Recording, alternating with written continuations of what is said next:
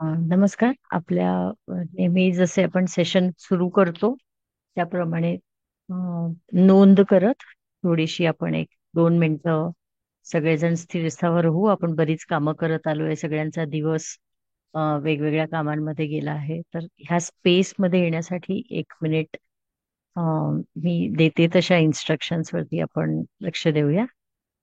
सगळेजण आपल्या आजूबाजूला पहा. 5 गोष्टी काही आयडेंटिफाय करता येतात का बघा. 5 रंग, आकार, टेक्स्चर्स, व्यक्ती असतील तर व्यक्ती. कोणत्याही 5 गोष्टी आपल्या आजूबाजूच्या बघायच्या आहेत.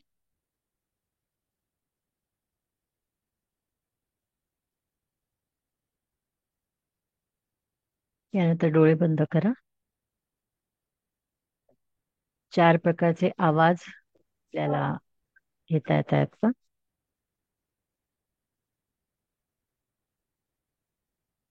कोणतेही आवाज आयडेंटिफाय होतील जे आजूबाजूला येणार असतील ते.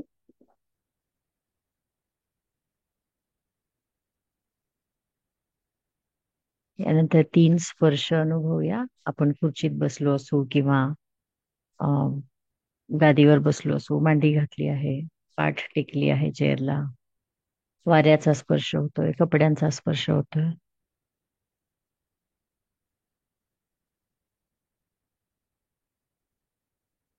2 प्रकारचे गंध आपल्याला जाणवत आहेत का बघूया. ओळखीचा वास आहे, प्लेझंट आहे, अनप्लेझंट आहे.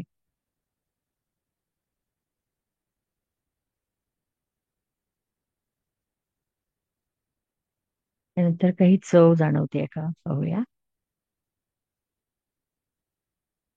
पण काही खाल्लं असेल त्याची चव असेल किंवा तोंडामध्ये कशामध्ये ड्रायनेस आहे, ओलसरपणा आहे, त्याची जाणीव करून घेऊया.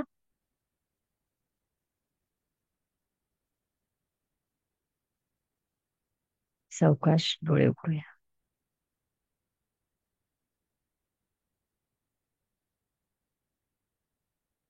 या. नमस्कार. प्राचिताईंनी सरांचे धन्यवाद. ह्या विषयावर मी बोलू शकते आहे कारण 2020 पासून मी कनेक्टिंग ट्रस्ट या संस्थेमध्ये आत्महत्या प्रतिबंधाचं काम करते आहे. जॉब करत होते, व्हॉलंटिअरिंग करते आहे आणि आत्महत्या फेस केलेल्या बऱ्याच लोकांशी आम्ही बोलत होतो. मी शेवटी आपले हेल्पलाईन नंबर्स वगैरे पण देणार आहे की अ, आपल्याला किंवा आपल्या ओळखीतही कोणाला जर असं वाटलं आपल्याला त्रास होतो आहे, भावना येत आहेत, तर ते हेल्पलाईन नंबर्स वरती बोलू शकतात. अ, हा विषय थोडा वेगळ्या पद्धतीने इथे मांडणार आहे मी कारण आत्महत्या थांबवता येतात का, रोखता येतात का, हे जे विषय आहेत त्याच्याकडे आपण जसं पाहिलं की अ, एक होप आहे की हो, त्या थांबवता येतात, पण देर इज अ टेक्निक की आपण एक टेक्निक फॉलो केली किंवा आपण सगळ्यांनी ऍटलिस्ट तो अवेअरनेस घेतला की काय आम्ही नेमकं करू शकतो, काय आपला रोल असू शकेल, ते समजलं तर आपण ते नक्कीच करू शकतो. तुम्हाला सेशनमध्ये कुठलाही प्रश्न असेल, माझा आवाज येत नसेल, काही शंका आली तर प्लीज हँड रेज करा किंवा अनम्यूट करून बोलला तरी चालेल. काही काही वेळा मी स्क्रीन शेअर करीन आणि काही वेळेला आपण शेअरिंग करूया.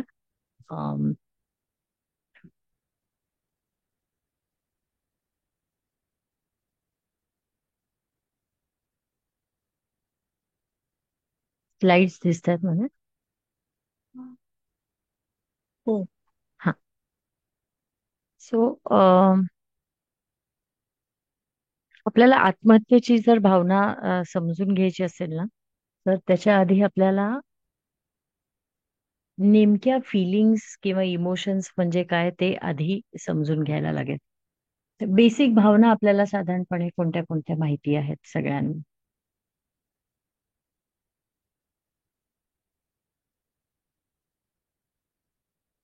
भावना माहिती आहेत, भावनांची ओळख आहे आपली.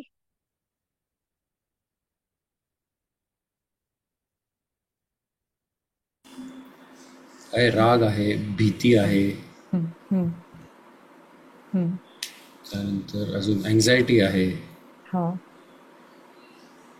अँझायटी, हो, ही म्हणजे ते रूप आहे रूप ज्या आहे. ओके. फिलिंग येतात त्याचं. हो, चॅटबॉक्स मध्ये पण राग आहे, लोभ आहे, या वेगवेगळ्या फिलिंग्स असतात. तर आपल्या सगळ्यांना साधारण मेंटल हेल्थ किंवा मानसिक आरोग्य म्हणजे काय, तर त्याचे जे चार भाग आहेत ते महत्वाचे भाग आहेत. त्याच्याकडे आपण बघूया की कुठलीही भावना आली मनामध्ये, हं, की ती त्याच्याबरोबर चार प्रकारचे अँगल्स त्याला असतात. तर पहिले तीन आपल्या सगळ्यांना माहिती आहे, की मला जर एखादी भावना आली, समजा राग ही भावना आपण घेतली, तर कशा कशाचा मला राग येतो. त्याच्यानंतर मला जेव्हा राग येतो तेव्हा माझ्या मनात विचार काय येतात आणि त्याची माझी रिॲक्शन किंवा मी तो व्यक्त करण्याची माझी पद्धत काय असते. सो कुठलीही फिलिंग असू दे, भीती असली तरी ती तशीच असणार आहे, की मला भीती नेमकी कशा कशाची वाटते, भीती हे फिलिंग मला कसं माहिती आहे. हं? भीती जेव्हा माझ्या मनात असते तेव्हा विचार काय काय येतात आणि माझ्याकडून कृती काय काय होतात. हं? तर आपण जेव्हा एखादी भावना घेतो, समजा श्रीकर तुम्ही बोलताय म्हणून मी तुम्हाला हे विचारते, बाकी कोणीही बोललं तरी चालेल. कशा कशाचा राग येतो, तुम्ही इंडिव्हिज्युअली नाही सांगितलं तरी चालेल, इन जनरल सांगितलं तरी चालेल. कशा कशाचा राग येतो. रागासाठी अ, ठरल्याप्रमाणे समजा कामाच्या इथे गोष्टी नाही झाल्या हं, तर काही वेळेला राग येतो. हं, काही वेळेला स्वतःकडनं काही एक्सपेक्टेशन्स असतात आणि हं. त्याप्रमाणे काम नाही झालं तर राग राईट. येतो. म्हणजे आपल्या मनाविरुद्ध झालं किंवा आपल्या मनासारखं झालं नाही की आपल्याला राग राग येतो. येतो. आणि जेव्हा माझ्या मनामध्ये राग असतो तेव्हा विचार काय काय येतात मनात, एखादं वाक्य विचाराच्या स्वरूपात आपण सांगू शकला, की जेव्हा मी असं, मला खूप राग आला, एखादी गोष्ट मनासारखी नाही झाली, तेव्हा विचार काय येऊ शकतात मनात. ओके. सो एक काम करत असताना काही समजत कसं नाही यांना की हा, याची क्रिटिकॅलिटी काय आहे. हा, हा, यांना कळत कसं नाही काय यांना सिरियसनेस कळत आहे. कसं नाही. नाही. आणि ऍक्शन काय होते हो आपल्याकडनं, जेव्हा आता ही भावना आली आहे आणि ही थॉट प्रोसेस सुरू आहे, ही अशी वाक्य चालू आहेत की मी की हजार वेळा सांगितलं तरी यांना कळत नाही, यांना सिरियसनेस नाही, हे सगळे थॉट प्रोसेस सुरू होते, विचार सुरू होतात. तेव्हा ऍक्शन काय होते. हे काय काय होऊ ऍक्शन्स बऱ्याच होऊ शकतात, पण हो. तरी एखादी काय होऊ शकते. काही वेळेला म्हणजे ज्याला आपण म्हणू आवाज वाढवू शकतो किंवा काही वेळेला अ, एकदम शांत होऊ शकतो. Correct, correct. म्हणजे आयदर आपण ओरडू भांडू, हा, किंवा आपण शांत होऊन जाऊ, म्हणजे न बोलणं, न ब्लॉक बोल. करणं, ही सुद्धा ऍक्शनच आहे. आपण डुईंग वर्डच आहे, की मी दार लावून टाकलं आणि मला नाही काही कोणाशी बोलायचं. हं? ती पण ती व्यक्त करायची पद्धत असते. जोपर्यंत विचार, भावना, वर्तन हे तिन्ही कोण समान आहेत, हा, तोपर्यंत आपण असं म्हणू शकतो की मानसिक आरोग्यामध्ये सगळं संतुलित आहे. पण यातला कुठलाही एक कोण जर ओढला गेला, समजा भावना म्हणजे राग, खूप खूप राग येतोय, कंटिन्युअस विचार चालू आहेत 24 तास असे, कोणाला तरी मारावं, कोणाला तरी रिॲक्ट करावं, असे विचार सुरू आहेत आणि भांडणं, मारामाऱ्या हे ऍक्च्युअल येतं आहे कृतीमध्ये, तेव्हा आपण म्हणतो की ही जी इमोशन आहे ही एक्स्ट्रीम इमोशन मध्ये असतो, त्या तीव्र भावना आहे. भीतीच्याही बाबतीत असंच आहे, की घाबरून काहीच न करणं किंवा घाबरून घराबाहेर न पडणं, जसं आपण कोविड काळामध्ये पाहिलं, लोकांनी दारं लावून ठेवली होती आणि बाहेर पडायलाच भीती वाटत होती. सतत मृत्यूचा विचार, सतत आजारपणाचा विचार येत होता. हा. आणि ऍक्शन ही होती की आपण घराबाहेर पडत नव्हतो. अम, आपल्याला ना म्यूट करावं लागेल सगळ्यांना. आपण प्रश्नोत्तराच्या वेळी करू परत अनम्यूट. सरोज, तुम्ही म्यूट करू शकाल आणि प्राजक पण, प्लीज. थँक्यू.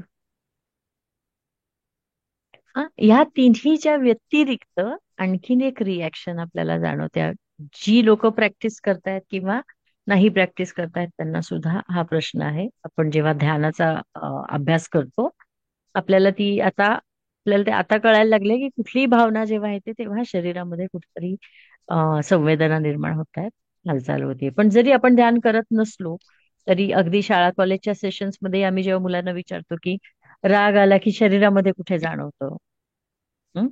तर असे आपले हातापायाला घाम सुटतोय किंवा डोकं दुखायला लागतं, डोळे लाल होतात, काही जणांना रडायला येतं, म्हणजे बोलताच येत नाही, बोलायला गेलं की गळागळा रडायला येतं. या सगळ्या शारीरिक संवेदना. कुठलीही भावना, भीतीची जरी आपण घेतली, आनंद घेतली, प्रेम घेतली, तरी ह्या सगळ्या म्हणजे विचार, भावना, वर्तन आणि संवेदना ह्या चौकोनामध्ये या सगळ्या भावना ज्या आहेत त्या आपल्याला जाणवत असतात.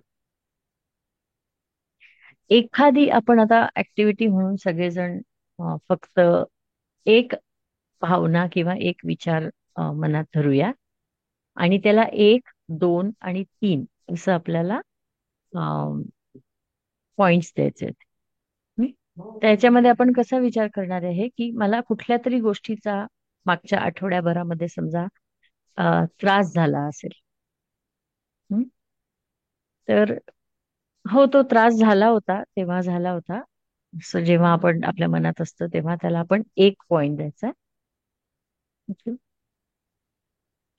तो त्रास झाला होता किंवा तो काहीतरी कन्सर्न आहे माझ्या मनामध्ये आणि तो सतत माझ्या डोक्यात सुरू असतो. हम्म. ह्याला आपण 2 मार्क देऊया की मी काहीही करत असू दे, मी जेवताना, झोपताना, स्वयंपाक करताना, अभ्यास करताना, सगळ्यात मध्ये तो विचार माझ्या चालू आहे, तेव्हा आपण त्याला 2 मार्क देऊया. हं. आणि तिसऱ्या लेवलला हीच हीच तीव्रता वाढत अशी जाते एखाद्या विचाराची किंवा एखाद्या कन्सर्नची, एखाद्या काळजीची, की ती काळजी इतकी स्ट्रॉंगली उभी आहे की ती काळजी सतत डोक्यात सुरू असते आणि मला काहीही करणं शक्य नाही. 2 पॉइंट जेव्हा आपण देतोय तेव्हा आपण काम, अभ्यास सगळं करतो आहे, पण ती भावना चालू असते मनामध्ये. पण जेव्हा ती हायर स्केलला जाते, अशा व्यक्तींना काम करू शकत नाहीत, अभ्यास करू शकत नाहीत, झोप लागत नाही, जेवण जात नाही दिवस दिवस, काहीच करता येत नाही जेव्हा आपल्याला तज्ञांची मदत लागण्याची शक्यता असते त्यावेळेला. हं? तर 1, 2 आणि 3 मध्ये जेव्हा आपण कन्सर्न्स मोजतो आहे, तेव्हा असं लक्षात घ्या की जेव्हा अशी एखादी तीव्र भावना येते, जेव्हा आपण अपसेट असतो, जेव्हा त्रास होतो, तेव्हा आपण नेमकं काय काय करतो.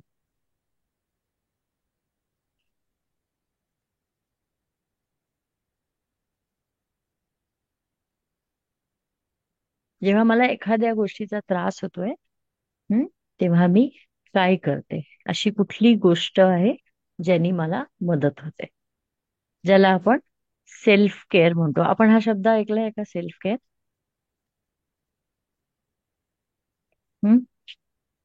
ऐकलाय. सेल्फ केअर सेल्फिश असतो का?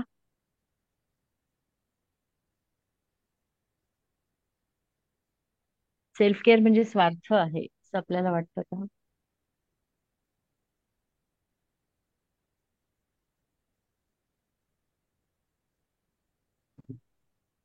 मी किती लोकांना असं मी वाटतं? मी बोलून बोलून दाखवतो. जोरात जोरात बोल. जोरात बोलून दाखवतो. Correct, correct. हा, पण आपल्याला त्याची मदत होते का? जोरात बोलण्याने कदाचित आपल्यालाच त्याचा त्रास होतो, अशी नाही म्हणायची होतो शक्यता. नंतर, पण हा, तेव्हा तेव्हा तो आवडता येत नाही ना. व्यक्त. हा, नाही, मी तुम्हाला असा प्रश्न विचारतेय की काय केल्याने बरं वाटतं? अशी कुठली गोष्ट आहे की जी मी त्रासात असताना मी जर केली तर मला त्याने बरं वाटतं, ज्याला मी सेल्फ केअर म्हणते. म्हणजे शांत, तेव्हा शांत राहून हा, आपल्या आपल्या भावनेकडे, आपल्या संवेदनेकडे पाहणे, परफेक्ट. याच्यामुळे शांत वाटतं. परफेक्ट सर, कारण आपण रेग्युलर तुम्ही प्रॅक्टिस करता आहात. हा, आणखी काय काय मार्ग असतात? आणखीन काय काय मार्ग असतात जे सेल्फ केअर कडे कोणाबरोबर जातात? शेअर केलं की बरं वाटतं. कोणाबरोबर शेअर केलं की बरं वाटतं. राईट. अजून? किंवा ते ते जे काही करतात ते हम्म, अज्ञानाने करतात, त्यांना हम्म, त्याची कल्पना नसते हम्म, आणि म्हणून हम्म, ते त्यांच्याकडनं होतं. हम्म. हाही त्यामध्ये नंतर आपल्याला हा, म्हणजे आपण विचार करतो त्यावर. विचार करतो. हा, विचार करतो, डायव्हर्ट करतो काही जण. पण सर म्हणतात तसं डायव्हर्ट केल्याने, डिस्ट्रॅक्ट केल्याने काय होतं, थोड्या वेळापुरतं ते जातं पण ते पुन्हा उद्या परत येणार आहे डोक्यामध्ये. असे वेगवेगळ्या गोष्टी आहेत. कोणी म्युझिक बरोबर. ऐकतं, चालायला जातं, कोणी शांतपणे बसतं, कोणी वाचन करतं. प्रत्येक जण काही ना काहीतरी करायचा प्रयत्न करतो. सेल्फ केअर मध्ये मात्र दोन गोष्टी महत्वाच्या आहेत, की प्रत्येक जी गोष्ट ज्याने मला छान वाटतं ते माझ्यासाठी चांगलं असेलच असं नाही. म्हणजे मला समजा पाणीपुरी खायला आवडत असेल, अगदी जेव्हा मूड खराब होतो तेव्हा रोज अगदी मी एक पाणीपुरी खाते समजा, तर एक प्लेट चालेल का रोज? चालू शकेल का? परमिसेबल आहे का?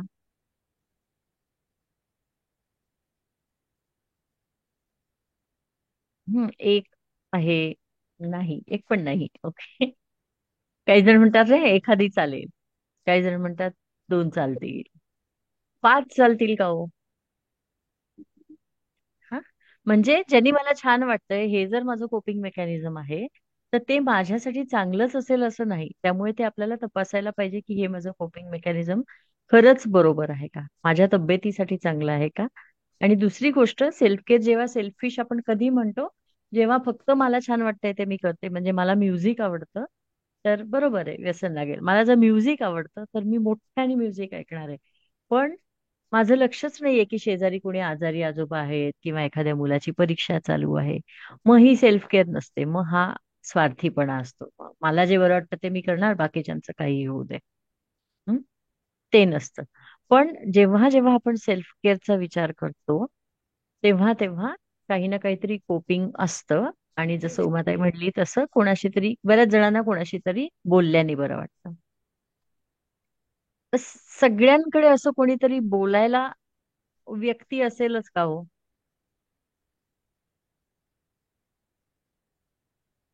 हं? माझ्या मनातलं मी बोलू शकते अशी व्यक्ती प्रत्येकाच्या आयुष्यात असतेच का? तर नसते. आणि ती नसल्यामुळे किंवा माझं चांगलं कोपिंग नसल्यामुळे डिस्ट्रेस वाढू शकतो. हं? हा स्ट्रेस पासून डिस्ट्रेस पर्यंत जेव्हा जातो, तेव्हा 3 टप्पे खूप महत्वाचे आहेत. एक म्हणजे त्याची फ्रिक्वेन्सी खूप जास्त असते. हा, वारंवारिकता. म्हणजे मला जो राग येतो आहे त्याची फ्रिक्वेन्सी खूप जास्त आहे. म्हणजे मला दिवसातनं 10 वेळा राग येतोय, असं पण मी आता जस्ट उदाहरण घ्यायचं तर मला प्रत्येकच गोष्टीचा राग येतोय. मला काहीच आवडत नाही, मला सगळ्याचाच राग येतोय.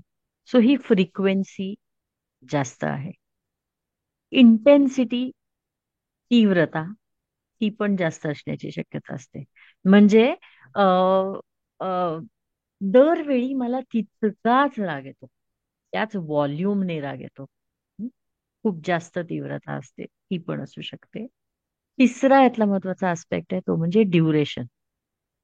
म्हणजे 5 वर्षापूर्वी झालेल्या घटनेनी मला जेवढा राग आला होता, त्याच्या स्मृतीनी, त्याच्या मेमरीनी मला अजूनही तेवढ्याच तीव्रतेचा राग येतो. म्हणजे त्याची ड्युरेशन, त्याचा कालावधी पण जास्त आहे. हाच छोटासा स्ट्रेस डिस्ट्रेस कडे जातो जेव्हा त्याचा कालावधी, त्याचं फ्रिक्वेन्सी, त्याचं ड्युरेशन, हे सगळं जे आहे ते अम्प्लिफाईड असतं. म्हणजे आपण जर आता इमॅजिन केलं, समजा आपण उभे आहोत आणि आपल्या पायाखाली एखादा खिळा आहे. हं? तर किती वेळ आपण त्या खिळ्यावर उभं राहू शकतो? अर्धा मिनिट. कारण मला ऑलरेडी टोचायला लागले ते. हा, अर्धा मिनिट. अगदीच आपण असं ठरवलं की आता हलायचंच नाहीये आणि काहीच करायचं नाही, तर मॅक्स मॅक्स 2 मिनिटं. ओके. पण ह्याच खिळ्यावर जर मला दिवसभर उभं राहायला लागलो, तर त्या डिस्ट्रेसचा, पेनचं जे वाढते आहे ते पूर्णपणे असह्य अ, होण्याकडे जाते. आत्महत्येच्या आत्महत्येच्या भावनेच्या मागे सगळ्यात महत्वाची भावना जी दिसते, कारण त्याला आपण डिस्ट्रेस म्हणतो. खूप जास्त तणाव निर्माण होतो. मग याची कारणं काय काय असू शकतात? त्याची कारणं चिकार असू शकतात. आपण बोलतानाही परत इंटरॅक्टिव्ह याच्यामध्ये बोलूच या. पण ही टेक्निकल, म्हणजे जी आतापर्यंत साधारणपणे दिसतात अशी काही कारणं आहेत.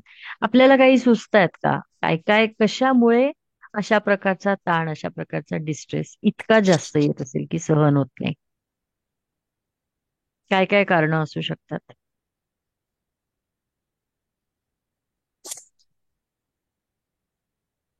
एखादी गोष्ट घडली असेल ती आपण बदलू शकत नसू. हम्म. म्हणजे असहाय्यता, हेल्पलेस वाटणं. हं? हम्म. हम्म. आपण नाही, आपण त्यात आपल्या ते कंट्रोल मधली नाहीये, आपण ती बदलू नाही शकणार. आणि ती ऍक्सेप्ट पण होत नाहीये. जर ऍक्सेप्ट झाली तर डिस्ट्रेस नाही येणार. हा, पण ती ऍक्सेप्ट होत नाहीये, तो त्रास होतोय, त्यांनी डिस्ट्रेस वाढू शकतो. अजून हो. नात्यांमध्ये काही वेळेला प्रॉब्लेम्स असू शकतात. प्रॉब्लेम्स असू शकतात. राईट. आर्थिक कारण असू शकेल ना मॅडम? आर्थिक कारण असू शकतं. आपल्याला माहितीये शेतकऱ्यांच्या खूप आत्महत्यांचे फक्त त्याला मात्र आपण नंतर बघू.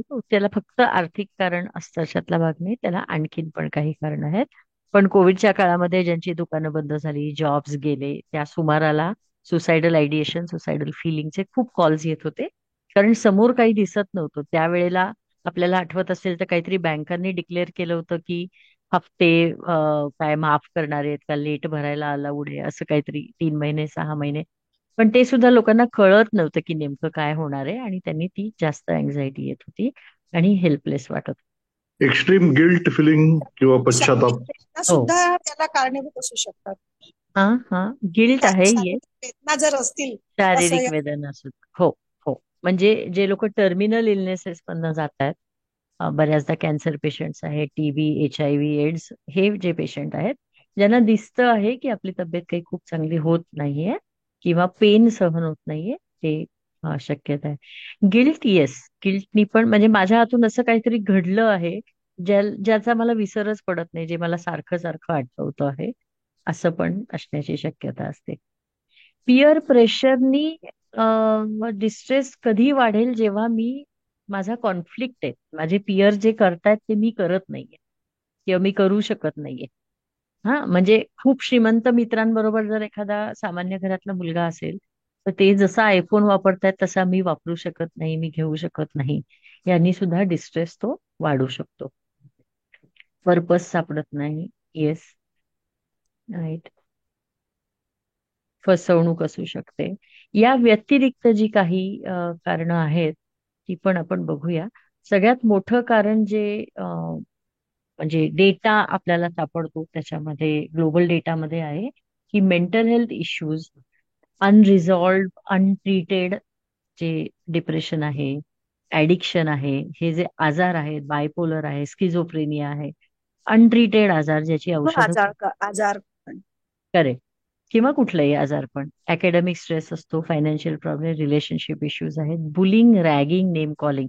अगदी सहजपणे लोक, म्हणजे पूर्वी जसं आपण जाड्या ढापड्या असं शाळेमध्ये कोणालाही चिडवत होतो, तसं आजकाल तेवढं नाही. मुलं खूप बऱ्यापैकी सेन्सिटिव्ह आहेत.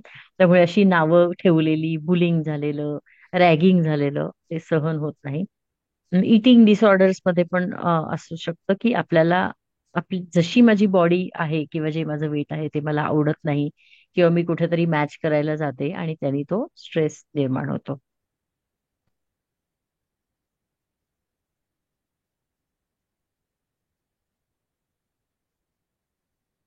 एकटा एका चेंज होत नाहीये. या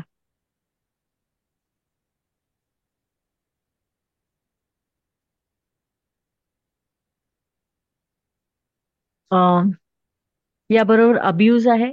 अब्यूज सगळ्या प्रकारचे असू शकतात. It is not just sexual abuse जो आपल्याला ऐकून माहितीये, पण त्याच्यामध्ये फिजिकल अब्यूज आहे, इमोशनल आहे, वर्बल आहे, फायनान्शियल आहे. वेगवेगळ्या पद्धतीने त्रास दिलेला असू शकतो त्या व्यक्तीला. मरायटल इश्यूज आहेत बऱ्याच मुलांमध्ये. पण आता हे दिसत आहेत की आई वडिलांचे डिवोर्स होतात किंवा सेपरेशन होतं. सो त्यांची ह्याला हरकत नसते की आई बाबा वेगळे राहणार आहेत. हं? पण त्यांना ते युनिट असं आपण आता एकत्र नाही होत, हे सहन होत नाही. म्हणजे असं चालतंय की हा, बाबां पण भेटतील, आई पण भेटेल, पण मग आम्ही तिघं आता एकत्र नाही, ही कल्पना त्यांना सहन होत नाही. जेंडर आयडेंटिटी, सेक्शुअलिटी आहे. खूप LGBT कम्युनिटीतल्या मुलांशी बोलणं होतं. तर त्यांच्या त्यावेळेला त्यांचा आयडेंटिटी, त्यांचा प्रेफरन्स, या सगळ्याचा इतका गोंधळ आहे, आणि स्वीकारच नाहीये, स्वतःला स्वीकार नाहीये, समाजाचा स्वीकार नाहीये, कुटुंबाचा स्वीकार नाहीये. त्यामुळे ह्या सगळ्याला एकच सोल्युशन आहे, अशी भावना येऊ शकते. टर्मिनल इलनेसेस आपण पाहिलं. मेजर लाईफ अल्टरिंग इव्हेंट्स म्हणजे लॉस ऑफ अ स्पाऊस किंवा आजी आजोबांना खूप मुलं अटॅच असतात, ते त्यांचा लॉस, डिवोर्स, कोणी व्यक्ती जाणं, हे असू शकतं. सगळ्याचा मूळ, जर सगळ्याचा बेस आपण पाहिला तर तो ऍब्सोल्यूट लोनलीनेस हा असतो, की प्रत्येक सिच्युएशन मध्ये मला ते डील करताना असं वाटतं की मी एकटाच आहे. अ कोणाला काही फिलिंग्स येत असतील, त्रास होत असेल तर मला सांगा, आपण पॉज करूया. ओके. सो 3 मेन कारण, चार चार मेन कारण, ह्या सगळ्या लिस्टच्या व्यतिरिक्तची 4 मेन कारण आहे. पहिलं आहे ऍब्सल्यूट हेल्पलेसनेस, की मी अशा दलदलीमध्ये बसलो आहे की मला ह्यातून कोणीही बाहेर काढू शकत नाही, अशा प्रकारचं फिलिंग येणं. ऍब्सोल्यूट होपलेसनेस, आशाच नाहीये. हा, की ऍब्सोल्यूट होपलेसनेस हा संपूर्ण अंधारी डोळ्यापुढे असणं, भविष्यामध्ये मला काही न दिसणं आहे. वर्थलेसनेस म्हणजे आयुष्यभर ह्या व्यक्तीने हेच ऐकले की तू काही कामाचा नाही, तुझा काही उपयोग नाही, तू काहीच करू शकत नाही. आणि ह्या कंडिशनिंगने आणि सततच्या फेल्युअरने त्याची पण सेल्फ इमेज खूप खाली जाणं, आणि त्याला असं वाटणं की माझ्या हातून काहीच घडणार नाही, माझा काहीच उपयोग नाही, माझं असणं नसणं समानच आहे. म्हणजे हे फिलिंग जे आहे त्याला आपण वर्थलेसनेस म्हणतो. आणि मगाशी म्हटलं तसं लोनलीनेस, की हे सगळं मी डील करताना, म्हणजे आपण सगळेजण बोगद्यातनं प्रवास केला असेल. हं? तर आपल्या सगळ्यांना माहितीये की बोगद्याच्या शेवटी लाईट आहे किंवा ही गाडी बाहेर पडणारच आहे. हा, येस सर. एकच सेकंड. तर त्या जेव्हा आपण बाहेर पडत असतो तेव्हाही आपल्याला हे माहिती असतं, तरी सुद्धा क्षणभरासाठी कंप्लीट अंधारी आपल्या डोळ्यापुढे येते. त्याला टनेल विजन म्हणतात. ही टनेल विजन तयार होणं म्हणजे पुढे कुठल्याच प्रकारची आशा न दिसणं. Yes sir. यामध्ये आज तरुण विद्यार्थ्यांमध्ये विशेषतः जे आत्महत्या दिसतात, हो त्यामध्ये काही वेळा ही कारण न दिसता अचानक त्यांनी आत्महत्या केलेली दिसते. म्हणजे तर त्यामध्ये इम्पल्सिव्हिटी असं हे किती असू हो शकतं? म्हणजे तुम्ही हो जे बोलता ज्यावेळी व्यक्तींशी, त्यावेळी तुमच्या ते लक्षात येतं का असं? हो हो हो, इम्पल्सिव्हिटी सैराट असतेच. म्हणूनच सैराट आपल्याला, सैराट हा, आपण का टाळू शकतो याच्यावरचा हा खूप छान इम्पॉर्टंट पॉइंट आहे.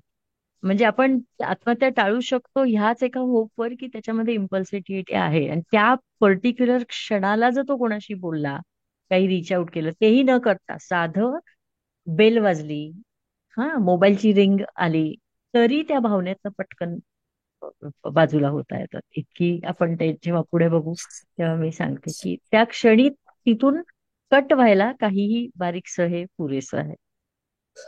या. तर ह्या प्रकारच्या फिलिंग्स मधनं जाताना त्यांना तसं वाटू शकतं. Yes sir.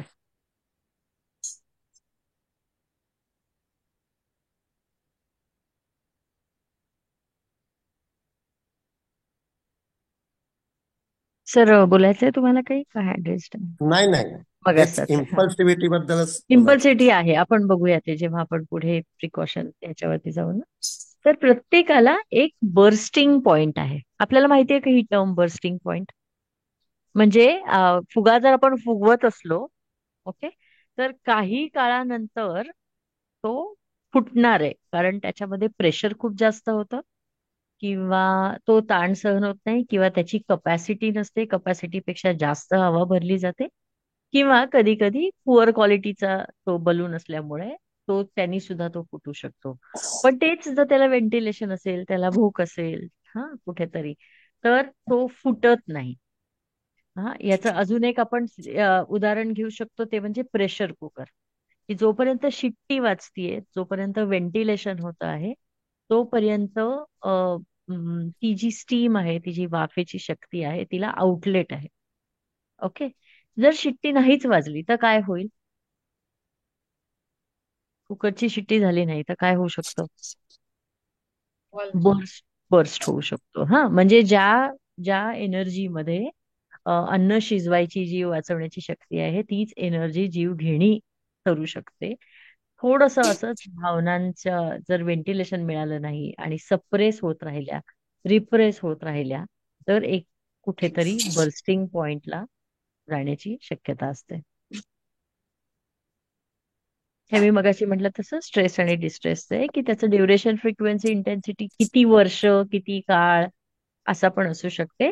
आणि याच्यामध्ये इम्पल्सिटिव्हिटी पण असू शकते, की मागच्या आठवड्यात काहीतरी झालंय, पण तरी सुद्धा अ, ते बऱ्याचदा फक्त आपण म्हणतो ना, की ती ते म्हणजे शेवटचं एक शेवटचं काय त्याला म्हणतात, लास्ट हे आहे. त्याच्या खाली अंडरनीथ खूप जास्त आहे, काय काय गोष्टी आहेत त्या. आपण सगळे एक सेकंड फक्त हा शब्द पाहू, सुसाईड, आणि त्याच्याबद्दल मनात काय विचार येतो, शब्द, वाक्य. तुम्हाला जरी टाईप करायची असली, शेअर करायची असली, अनम्यूट करून तरी करा.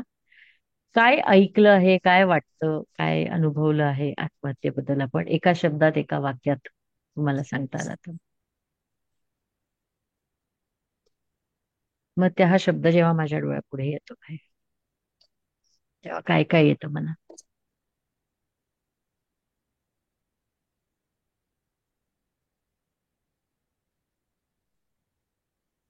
सगळं शॅटर्ड होतं, उद्ध्वस्त. हम्म, हम्म, हम्म. Yeah. सगळं उद्ध्वस्त होणं, असहायता, फिअर. त्या व्यक्तीच्या मनात त्यावेळी काय विचार सुरू असतील,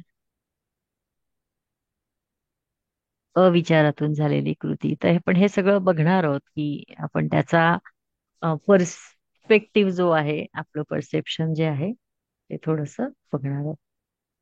self distraction impact long lasting असतो याचा. लॉंग लास्टिंग इम्पॅक्ट असतो. हो, हो.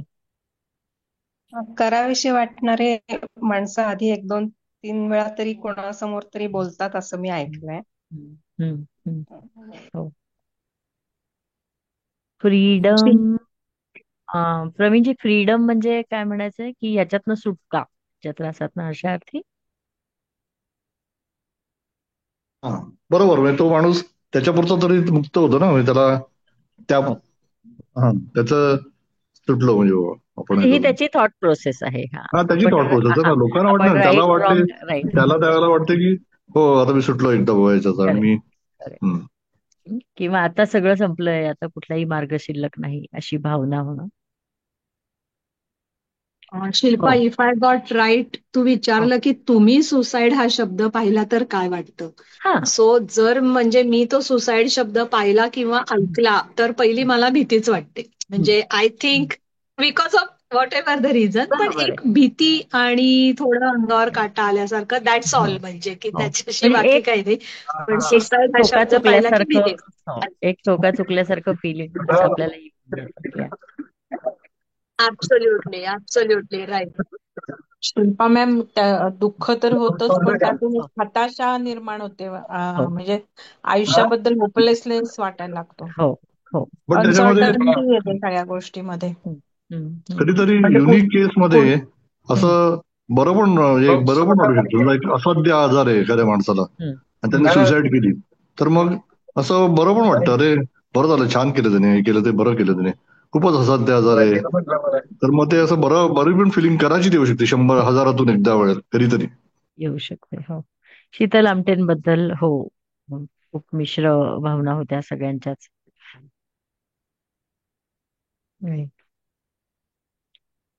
ओके. तर हे जे आपले आत्महत्येच्या बाबतीतल्या ज्या कॉन्सेप्ट आहेत ना, तर या वर्षीचं सुसाईड प्रिव्हेन्शन डेचं जे ब्रीदवाक्य WHO ने दिलंय, ते चेंजिंग नरेटिव्ह. ज्या प्रकारे आपण घटना ही सांगतो आहे, किंवा त्याचं जे परसेप्शन जे आपण डिस्कस करतो आहे, ती चेंज करावी, हे उद्देश आहे. ती चेंज करावी म्हणजे काय, थोडस कम्पॅशनेटली या गोष्टीकडे पाहावं. आता फॉर्च्युनेटली हा गुन्हा नाहीये, पण पूर्वी तर हा गुन्हा मानला जात होता. हा. तर थोडस आपण कम्पॅशनेटली ह्याच्याकडे बघू शकूया का, की इतक्या टोकाच्या भूमिका घेण्यापर्यंत ही व्यक्ती जाते कशी, कुठून जाते, काय काय मनात येत असेल.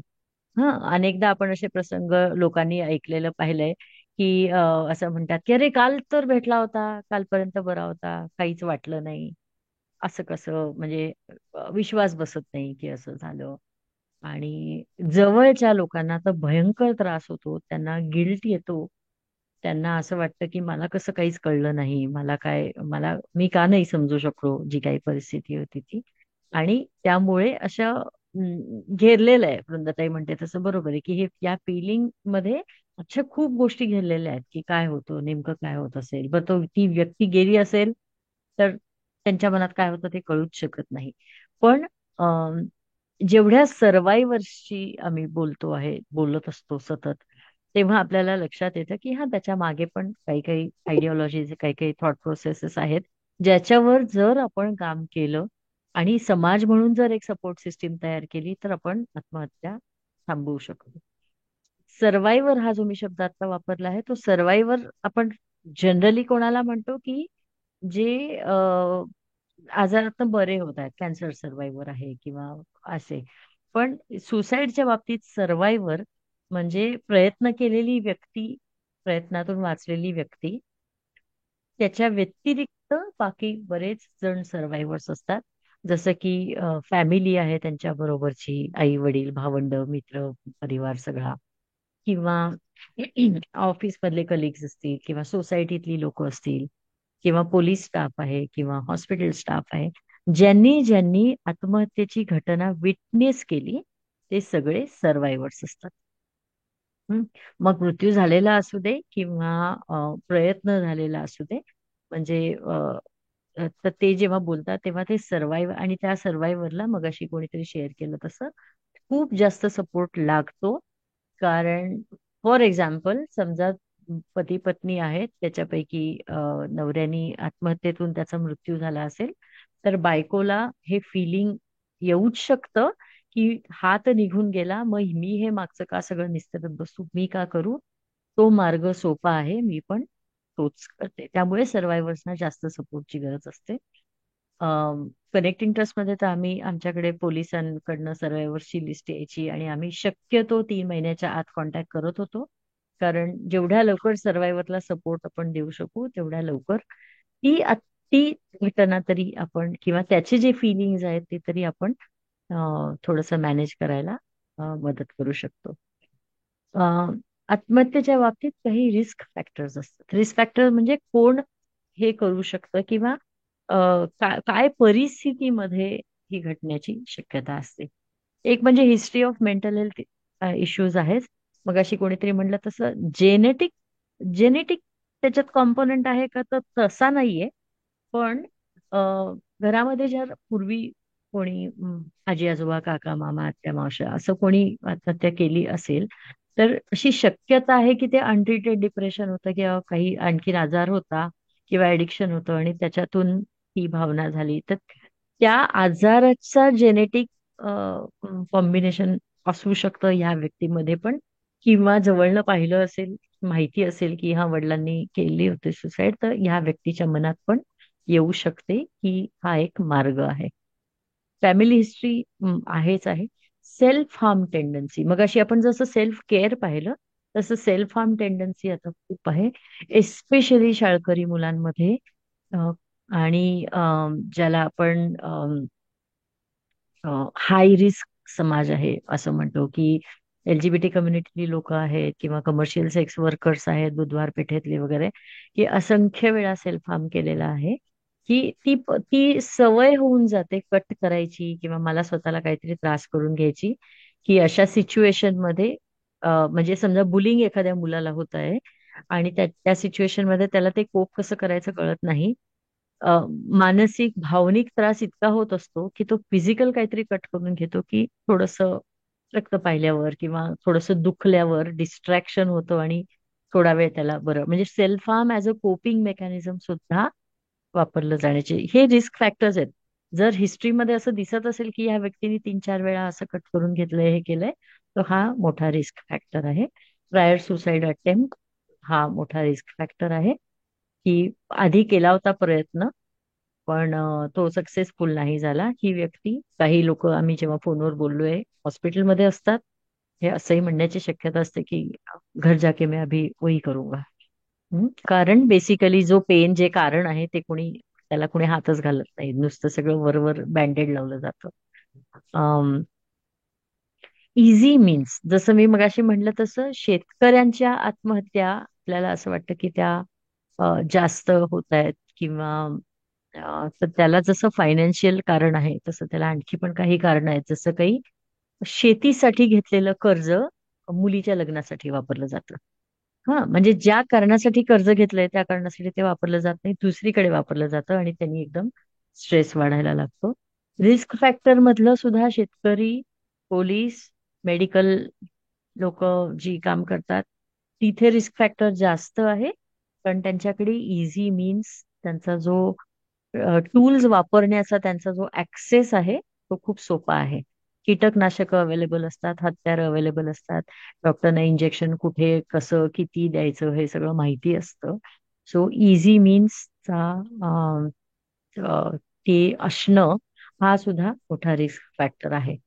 की अशी व्यक्ती समजा ज्याने आत्महत्येचा प्रयत्न केला आहे, इव्हन हॉस्पिटल्समध्ये पण आम्ही ते करतोय की त्याच्या जवळ काही ठेवू नका. सुई, सुरी, कात्री हे ते सगळं ते लांब केलं जातं, पण त्याच्या जवळ ते मीन्स नकोत म्हणून. पॉज घ्यायचा असेल तर मला सांगा. हा हेवी होतंय खूप. Are we all okay? एक दो दो येस. दोन तीन येस मॅम. श्वास, दोन तीन श्वास येस येस थोडेसे. Okay okay. हो.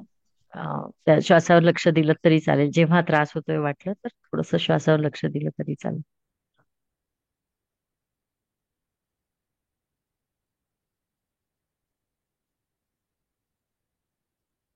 सो आपण कारणं पाहिली, कॉजेस ऑफ डिस्ट्रेस, आणि आपण रिस्क फॅक्टर पाहिले. हा, कशामुळे सुसाईडची भावना येऊ शकते. या काही वॉर्निंग साईन्स आहेत, पण त्याच्या आधी मला डिस्क्लेमर हा द्यायचा आहे की जेव्हा आपण वॉर्निंग साईन्स डिस्कस करतो आहे तेव्हा आपण डायग्नोसिस नाही करत आहे. हा, सो चुकूनही तुमच्या मनात असा विचार म्हणजे आला जरी की अरे ही अशी वागते, ती तशी वागते, मला काल तसं होत होतं, तर प्लीज डू नॉट डायग्नोसिस. कारण हे सगळं कॉम्बिनेशन मध्ये असतं. जरी आपण 4 भागांमध्ये वॉर्निंग साईन्स देतो आहे, सिम्पटम्स देतो आहे, तरी एकच कुठला तरी फॅक्टर काम करत नाही. ते दोन्ही तिन्ही गोष्टी, म्हणजे सिच्युएशन पण आली आहे, मग असं पण झालंय, मग तसं पण झालंय, अशा दोन्ही तिन्ही कॉम्बिनेशन मध्ये जर झालं तर ही शक्यता जास्त असते. प्लीज डायग्नोज करू नका. प्लीज गरज वाटली तर रीच आउट, कोणाला तरी कॉल करा. कॉग्निटिव्ह काही सिमटम्स बघताना आपण कॉग्निटिव्ह, बिहेवियरल, फिजिकल आणि इमोशनल असे बघणार आहोत. तर कॉग्निटिव्ह म्हणजे काय? बेसिकली विचार आणि माझे जे फंक्शन्स आहेत, प्री फ्रंटल कॉर्टेक्सचे जे फंक्शन्स आहेत ते थोडेसे गडबडणं. अशा प्रकारच्या व्यक्ती तासन तास लॅपटॉप उघडा ठेवलेला असतो, समोर बघत असतात, पण ते काय काम करतात काहीच कळत नाही. कामात चुका होणं, विसरणं, कॉन्सन्ट्रेट न करता येणं, अभ्यास न होणं, जजमेंट अफेक्ट होणं म्हणजे राईट रॉंग न कळणं, किंवा निगेटिव्ह परसेप्शन, सारखे निगेटिव्ह मनात विचार, म्हणजे काही त्यातलं चांगलं न दिसणं, हे सगळे कॉग्निटिव्ह सिमटम्स आहेत की जे असं म्हणू शकतात की there is some mental disturbance. याच्याबरोबर इमोशनल असू शकतात. मग असे आपण पाहिलं तसं फिलिंग हेल्पलेस, अजिबातच मला होप दिसत नाही, माझी स्वतःची किंमत कोणीच करत नाही त्यामुळे मी पण करत नाही. खूप राग, खूप अँझायटीचे सारखे सारखे अटॅक्स येणं, सारखे मूड बदलणं, अखंड एकटं वाटणं, 100 लोकात बसून पण एकटंच वाटतंय, एकटं बसलं तरी एकटंच वाटतंय. फिलिंग ओव्हरवेल्म्ड, काहीही झालं, बारीकसं काही झालं तर सारखं डोळे भरून येणं, सारखं वाईट वाटणं, सारखं लो फील होणं, हे इमोशनल सिमटम्स मध्ये येतात. अशा व्यक्तीला स्वतःला पण कळत असतं, इतरच्या बाकीच्या लोकांनाही कळत असतं की काहीतरी बिनसले. म्हणजे आपण जर आपल्या हार्टवर हात ठेवला ना एखाद्या व्यक्तीच्या किंवा माझ्या स्वतःच्या वागण्यामध्ये, मला नक्कीच कळू शकतं की अरे यार काहीतरी गडबडलंय, आपलं काहीतरी बिनसलं आहे. हं? तर असं जेव्हा वाटतं तेव्हा क्वेश्चन करणं इज द बेस्ट हे, की बाबा काय झालंय. हं? हे आपण स्वतःला पण विचारू शकतो. की का सारखं लो वाटतंय, काय झालंय. हं. तिसरा जो आहे तो बिहेवियरल चेंजेस. ह्या वॉर्निंग साईन मध्ये बिहेवियरल चेंजेस खूप महत्वाचे असतात. मग आधी कोणीतरी म्हणत होतं की ती व्यक्ती सायन्स देत असते, तर क्वचितच असं होतं की त्या व्यक्तीने साईन नाही दिलाय. अदरवाईज त्यांच्या बिहेवियर मध्ये आपल्याला डेफिनेटली काही ना काहीतरी दिसतं. म्हणजे चेंज तरी झाला असतो, खाणं झोपणं ह्या पॅटर्न मध्ये बदल झाला असतो, निग्लेक्ट सुरू झाला असतो, किंवा कामं न करणं, स्वतःला बंद करून घेणं, कुणाशी न बोलणं. म्हणजे खूप बोलणारी व्यक्ती बोलायची बंद होते, किंवा अजिबात न बोलणारी व्यक्ती बोलायला लागते. हं? की म्हणजे वर्षानुवर्षे कोणाशीच बोलले नाहीये, त्यांना मेसेज करायचे, त्यांना फोन करायचे, कनेक्ट करायचं, बँकेची कामं संपवायची, किंवा अजून एक बिहेवियरल हे म्हणजे जर पाळीव प्राणी असतील, झाडं असतील, ती देऊ करायची कोणाकोणाला, जेणेकरून मी नसताना या गोष्टी कॉम्प्लिकेट होणार नाहीत, अशा प्रकारचं बिहेवियर असतं. Let me remind you, please do not diagnose. असं जर कोणी करत असेल त्याचा अर्थ असा नाही की त्यांच्या मनात हे चाललंय, पण वी नीड टू बी, म्हणजे आपण विचारूच शकतो की का असं करताय म्हणून. रेकलेस ड्रायव्हिंग, ऍडिक्शन, म्हणजे स्वतःच्या जीवाची आता पर्वाच उरली नाहीये, हे पण बिहेवियर मध्ये येऊ शकतं, ज्याच्यावरती आपण लक्ष ठेवू शकतो. चौथा जो कॉम्पोनंट आहे तो ही वेगळी स्लाइड, हा हा हा पण म्हणजे बिहेवियर मधलाच भाग आहे, की इंटरेस्ट जाणं सगळ्यातल्या, टॉकिंग अबाउट डेथ. अशा व्यक्ती मृत्यूबद्दल बोलत राहतात, सारख्या. प्राइस पोझिशन द्यायला लागतात, डिस्ट्रक्टिव्ह रिस्की बिहेवियर मध्ये असतात, saying goodbyes to people. चौथा जो आहे तो कॉम्पोनंट आहे तो फिजिकल आहे. मग अशी आपण म्हटलं तसं विचार, भावना, वर्तन आणि संवेदना, तेच साइन्स अँड सिम्पटम्स मध्ये पण महत्वाचे आहेत, की कॉग्निशन मध्ये काही फरक पडलाय का, बिहेवियर मध्ये काही फरक पडलाय का, इमोशन्स मध्ये पडलाय का, आणि फिजिकल हेल्थ मध्ये पण काही पडलाय का. की बऱ्याचदा पोट अपसेट असणं, पेन्स आणि सारखे येणं, चेस्ट पेन, रॅपिड हार्टबीट, हे फ्रिक्वेंट कोल्ड्स, ज्या ॲलर्जिक रिॲक्शन्स आहेत, अगेन ज्या नॉन ऍक्सेप्टन्स मुळे ज्या जास्त येतात, तशा पण असण्याची शक्यता असते. हे फिजिकल सिम्पटम्स आहेत. इथपर्यंत कोणाला काही शंका असेल तर आपण एक सेकंद थांबूया. कोणाला काही विचारायचं आहे याच्या बाबतीत, बिहेवियरच्या बाबतीत?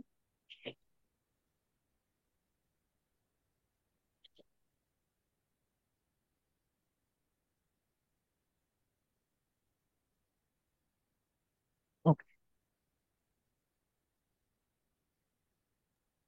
मॅडम, मग बिहेवियर चेंजेस जर स्कूलमध्येच, म्हणजे साधारणतः 5वी नंतरच्या मुलांना वगैरे आपण बिहेवियर चेंजेस देऊ शकतो ना? म्हणजे जर खूप स्टबर्न असतं हो, म्हणजे किंवा राग प्रिव्हेंटिव्ह जाम काम तुम्ही म्हणताय, प्रिव्हेंटिव्ह प्रिव्हेंटिव्ह मेजर म्हणून. करता येतं ना, करता येतं. या येस, सगळ्याचीच मॅनेजमेंट आपल्याला शिकवता येऊ शकते. शिकवता प्रिव्हेन्शन येऊ शकते. म्हणूनच स्कूल लेवलला प्रिव्हेन्शन होणं जास्त गरजेचं आहे, कारण तेव्हा हे सगळं घडत घडत असतं. घडत असतं. Yes, yes. म्हणजे ओके. आपल्याला कॉल येणारी व्यक्ती आहे 30-40ची, पण त्याचा जो रूट कॉज आणि बेस आहे तो खूप 10-20 खूप वर्षापूर्वी. आधीचा असतो. हा, हा. येस. ओके. ग्रुमिंग पिरियड असतो. हो. Yes.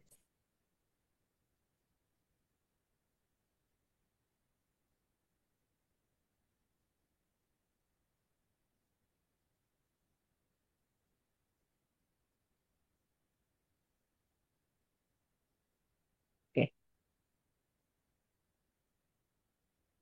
जाऊया पुढे. कोणाला काही शंका असेल? माझा माझा मुद्दा, हो मॅडम, माझा मुद्दा असा होता. हो हो हॅलो. हो, बोला ना मी सर. हा.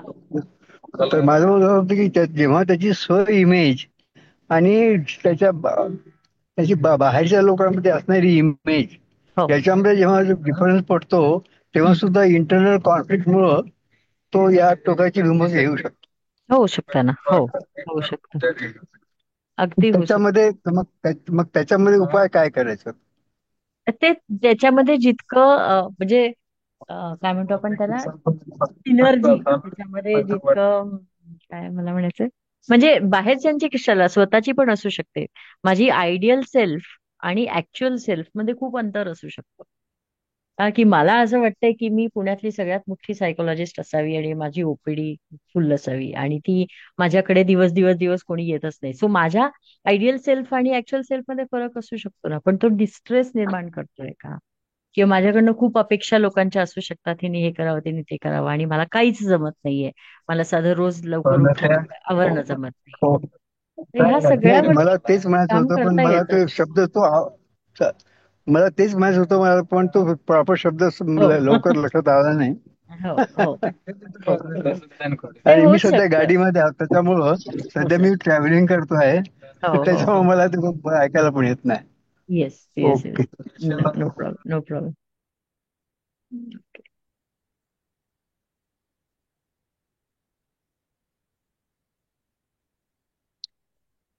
तर हे आपण काही science, warning science, symptoms, causes बघितले. हे नोट करा. हे हेल्पलाईन नंबर्स आहेत. जर आपल्याला बोलायचं असेल, कधी असं काही त्रास होतोय असं वाटलं तर कनेक्टिंग ट्रस्टच्या हेल्पलाईन्स आहेत. सकाळी 10 ते रात्री 8 हे 365 दिवस सुरू असतात. रोज ही हेल्पलाईन चालते. आणि सकाळी 10 ते रात्री 8 असते. या व्यतिरिक्त मग जर बोलायचं असेल तर ईमेल किंवा दुसरा एक नंबर आहे त्याच्यावर करता येतं. पण या हेल्पलाईन वरती ट्रेन्ड व्हॉलंटियर्स आहेत जे सपोर्ट करतात. हे नंबर मी चॅट बॉक्स मध्ये पण टाकते नंतर.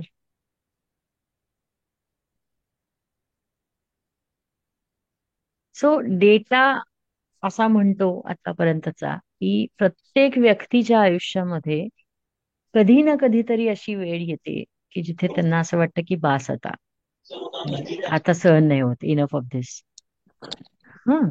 पण सगळेजण तसं करत नाहीत ना. म्हणजे वाटूच शकतं प्रत्येकाला कधी इतक्या डिफिकल्ट टाइम्स येतात की असं वाटूच शकतं की नाही, याला दुसरा मार्ग नाही. पण सगळे करत नाहीत. त्याचं कारण असं आहे की त्याच्यामध्ये आपण म्यूट करूया प्लीज.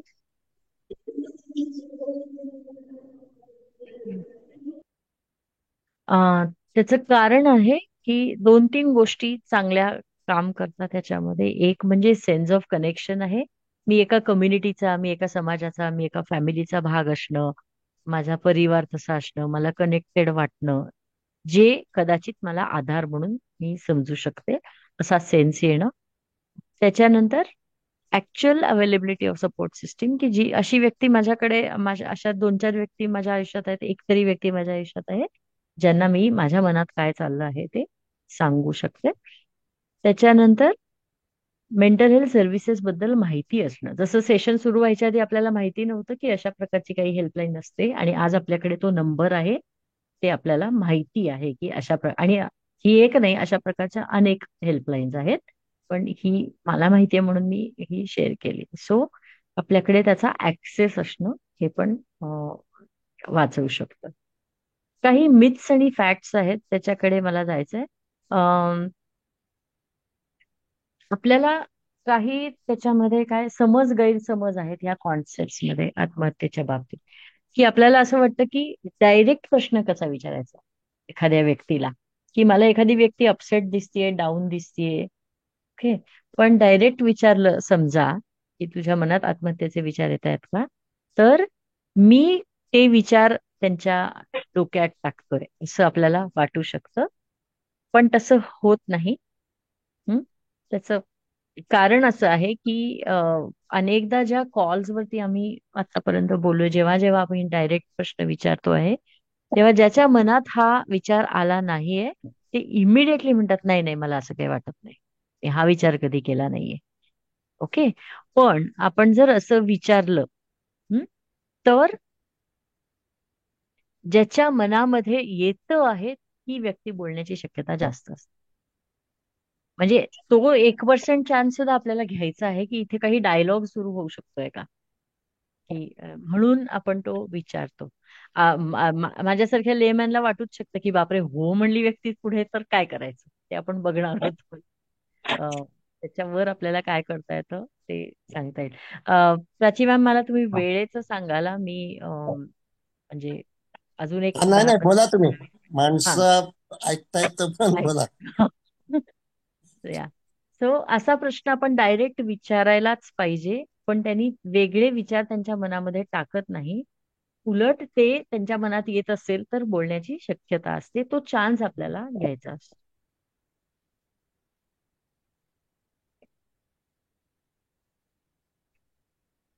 आत्महत्येचा प्रयत्न करणाऱ्या व्यक्तीला स्वतःचं दुःख कमी करायचं असतं. ही फॅक्ट आपल्याला लक्षात अगदी घ्यायला पाहिजे. म्हणजे all all they want to end is their pain. Okay, त्या व्यक्तीला स्वतःला संपवायचं नसतं. हं? त्या व्यक्तीला त्यांचं दुःख असह्य झालं आहे. मग मी प्रिव्हेन्शन कसं करू शकते, मी ते दुःख समजून घ्यायचा प्रयत्न करेन. ओके, जेव्हा समजा समजा माझ्याशी कोणी बोलतं आहे तेव्हा माझ्या असं लक्षात येतं की डिस्ट्रेस लेवल जी आहे ती 10 वरती आहे. प्रचंड डिस्ट्रेस आहे. पण ती व्यक्ती जसं जसं बोलते, मोकळी होते, बोलते, तसा तसा डिस्ट्रेस खाली येतो. डिस्ट्रेस जसा खाली येतो तसं तसं सुसाइडल आयडिएशन पण, विचार पण त्याचे जे आहेत ते खाली यायला लागतात. म्हणजे असं नाहीये त्या माणसाला, त्या व्यक्तीला की मरायचं आहे, पण त्यांना तो पेन संपवायला दुसरा मार्गच दिसत नाहीये. त्यामुळे मग त्यांना ते हाच एक मार्ग दिसतो असं वाटतं आणि ते ती कृती करतात. पण ते जर इथे प्रिव्हेन्शन काम करतंय, ते जर दुःख आपण कमी करू शकलो तर आयडिएशन पण आपण कमी करू शकू किंवा घटना पण आपण अवॉइड करू शकू. हे पण मुलांमध्ये जास्त जाणवतं किंवा कधी कधी क्वचित मैत्रिणींमध्ये, की सिक्रेट म्हणून मी जर एखाद्या जण आपल्याला शेअर केलं की, किंवा मी कोणाला विचारलं की तुला येते का आत्महत्येची भावना, तर त्यांनी हो म्हटलं, तर मी ते गुपित ठेवायचं का? हं? की हे आपलं सिक्रेट आहे, हे आपल्या दोघांमधलंच आहे, कोणालाच सांगू नको. तर हे आपण करायचं आहे का? हे गुपित आपण तसं ठेवायचं आहे का? हा, तर ते नाही करायचंय. ओके, त्याचं कारण असं आहे की कधी कधी ही अशा प्रकारची इन्फॉर्मेशन जी आहे ती मला स्वतःला हेवी होऊ शकते. ओके, आणि आपण हे जेन्युनली जेव्हा आपण व्यक्त होतो आणि प्रामाणिकपणे त्यांना सांगतो की अगं हे ना माझ्यासाठी पण खूप हेवी आहे, आपण कोणाची तरी मदत घ्यायची का? आपण मोठ्या माणसाला इन्व्हॉल्व्ह करायचं का? हे आम्ही मुलांना सांगतोय. मैत्रिणी मैत्रिणीमध्ये बोलून जातात, मग त्यांनी ते काम आहे यांचं म्हणणं की आपण कोणाला तरी मोठ्यांना इन्व्हॉल्व्ह करूया का? हा, मी माझ्या मनाने नाही करणार की मी जाऊन तिच्या आईबाबांना नाही सांगणार. बिकॉज वी नेव्हर नो, त्या डिस्ट्रेसचं कारण पण तेच असू शकतात तिच्या दृष्टीने. सो ते नाही करणार आपण, पण we can definitely ask the person की आपण काय मदत घेऊया, आपण काय बोलूया. मला पण हे हेवी होत आहे, आपण कोणाला तरी सांगायचं का? हे बोलणं इम्पॉर्टंट आहे. Keeping keeping it a secret even if the person insist might be very heavy secret to keep. असे सिक्रेट्स आपण नाही ठेवू शकत. हं? ह्याच्यामध्ये इमिडिएटली प्रोफेशनलला इन्व्हॉल्व्ह करायला पाहिजे. पण मला चालणारा सल्ला देऊन त्या व्यक्तीला आत्महत्येपासून थांबवू शकतो का? अजिबातच नाही. अजिबातच नाही. कारण जे माझ्या दृष्टीने चालणारं आहे ते त्या व्यक्तीच्या दृष्टीने चालेलच असं नाही. उलट ह्या भावनेमधली जी व्यक्ती आहे तिला बेसिकली असं वाटतं आहे, बेसिक भावना त्याच्यामध्ये अशी आहे की मला कोणी समजूनच घेत नाही. माझं म्हणणं कोणाला कळतच नाही. आणि मी जेव्हा असं काहीतरी सल्ला सपोर्ट करायला म्हणून द्यायला जातो तेव्हा त्या व्यक्तीला हे वाटतं की ह्यांनाही कळत नाही, की म्हणजे जी माझी जीवाभावाची मैत्रीण आहे तिला सुद्धा कळत नाहीये की मला नेमकं काय वाटतंय. हा, म्हणजे आपलं समजा असं कधी कधी होतं की एखाद्या एखाद्या मैत्रिणीबरोबर भांडण झालं. ओके, मैत्रिणीबरोबर भांडण झालं आणि मग आपण घरी आलो, आईला सांगितलं की आमचं खूप भांडण झालं आणि मी अपसेट आहे 2 दिवस. आई म्हणतात दे ना सोडून, लक्ष नको देऊ, तू तुझं काहीतरी कर. This does not work. This does not work, कारण मी ऑलरेडी खूप जास्त अपसेट आहे की आमचं भांडण झालंय, तर आईला कळतच नाही मला काय म्हणायचंय. ओके, सो सल्ला विल नॉट वर्क डेफिनेटली. हा, त्यामुळे तो जर आपल्याला टाळता आला तर बेस्ट. आणि त्यापेक्षा त्याच व्यक्तीला डिसिजन मेकिंग मध्येच इन्व्हॉल्व्ह करायचं की आपण काय करूया. आणि अगदीच कळलं नाही तर डेफिनेटली शेवटचा पर्याय की आपण प्रोफेशनलकडे जायला पाहिजे. मजेत सुद्धा, चेष्टेत सुद्धा जर कोणी म्हणत असेल आय एम फिलिंग सुसायडल, तर ते दरवेळी 100 वेळा त्यांनी चेष्टा केली तरी 100 सुद्धा कधी ते खरं असेल सांगता येत नाही. त्यामुळे ते every time you had to take it seriously. साध्या साध्या असाइनमेंट कम्प्लीट नाही झाले म्हणून मुलं चेष्टेत 1000 वेळा म्हणतात की अ, जान दे दूंगा अभी ये तो सबमिशन मुझसे होगा नहीं. तर ती तितक्याच वेळेला सिरियसली घेतली गेली पाहिजे गोष्ट. कधीच चेष्टेत हा विषय घेता येत नाही, घेऊ नये. मला आठवतंय एक असाच ब्लॅक कॉमेडीवरचा काहीतरी मूव्ही होता मध्ये, मला आता त्याचं नाव पण आठवत, वाळवी. तो पिक्चर बघून आल्यावर मला घरी आल्यावर भयंकर त्रास झाला, कारण मी आत्महत्या हा विषय चेष्टेत घेऊच शकत नाही. आणि त्याच्यामध्ये ती ऑफकोर्स इट वॉज काय म्हणतो आपण त्याला, एक प्रकार आहे तो कॉमेडीचा, पण तो नाही घेता आला, कारण हे ट्रेनिंग असं आहे की तो मी चेष्टेमध्ये घेऊ शकत नाही.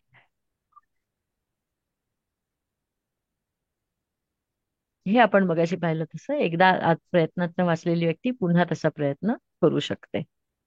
कारण बेसिकली तेच झालंय की आपण त्याचं जे कारण होतं त्याला आपण हातच घातला नाही. म्हणजे जेव्हा जेव्हा आम्ही सर्वायव्हर्सना फोन करायचो आणि विचारायचो की सर्वायव्हर घरी आलेत समजा, आणि आपण जेव्हा त्यांना ती कशी आहे हे बघतो, तेव्हा नाही नाही आता काय नाही, आता सगळं ठीक आहे, आता काही नाही, आता आम्ही तो विषय बंद केलेला आहे, आम्ही कोणीच तिच्याशी बोलत नाही. जनरल रिॲक्शन अशी आहे की त्याचे दडपून टाकायचं, त्याच्यावर पांघरून घालायचं, त्याच्यावर मी म्हटलं तसं बँडेड लावायची. तिला तर कोणी हे विचारायलाच जात नाही की बाबा हे का केलं. आणि त्या केसमध्ये पेन तसंच राहणार आहे, पेनला हात घातला नाहीये कोणी, पेन तसंच राहणार आहे. म्हणजे तिला ज्या गोष्टीचा त्रास होत असेल तो तसाच राहतो. आणि फक्त आजूबाजूची लोक घाबरलेली असतात आणि उपाय होत नाही, पेनचा उपाय होत नाही, म्हणून ही फिलिंग जात नाही, आणि ही फिलिंग जात नाही म्हणून हे बिहेवियर परत होण्याची शक्यता असते.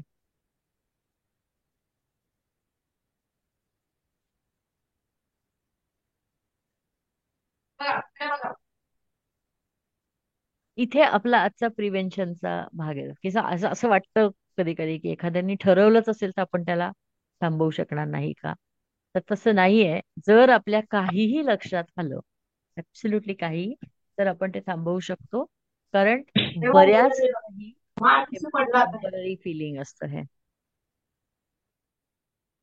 बऱ्याचदा हे फिलिंग त्या क्षणी आलेली रिॲक्शन आहे, त्या क्षणी की म्हणजे त्या रिलेशनशिप मध्ये प्रॉब्लेम वर्षानुवर्ष आहे, पण त्याच दिवशी का होणं, ते खूप इम्पल्सिव्ह असण्याची शक्यता आहे.